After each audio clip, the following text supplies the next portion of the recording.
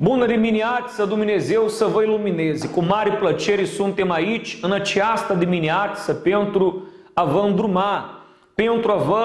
îndruma despre sacrificiu, despre cum trebuie să faceți pentru a depăși această problemă. Dumneavoastră care sunteți o persoană chiar dezamăgită, o persoană chiar disperată din cauza problemelor, totul vă merge rău.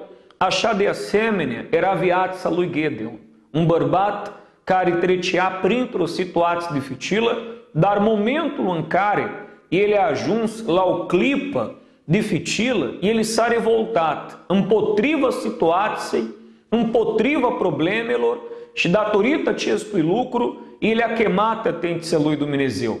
Atunci așa se întâmplă în viața celor care sunt revoltați. Pentru că revoltă este ca o energie care vă împinge în față. Momentul în care o persoană se revoltă, momentul în care o persoană ia o decizie de a lupta, de a împotrivi problemelor, această persoană cu siguranță va cuceri. Așa s-a întâmplat cu Gedeon, pentru că el a ajuns la prag de a sacrifica și în momentul în care o persoană ajunge la prag de a sacrifica, sacrificiul, cheamă atenția lui Dumnezeu pentru a transforma viața acestei persoane. Și poate că sunteți o persoană deja prăbușită, o persoană disperată, o persoană înrușinată din cauza problemelor și doriți o transformare. Atunci a ajuns clipă, a ajuns moment în care puteți lua această atitudine de credință ca să depășiți această problemă. Datorită acestui lucru,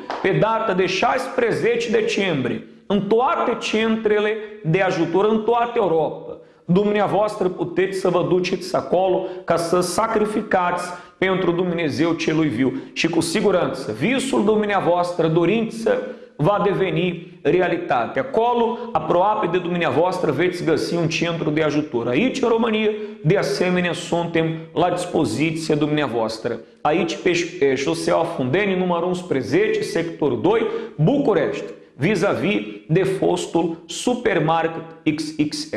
A fost o mare plăcere să fiu aici în această clipă împreună cu dumneavoastră. Dumnezeu să vă binecuvânteze, să vă ilumineze. La revedere!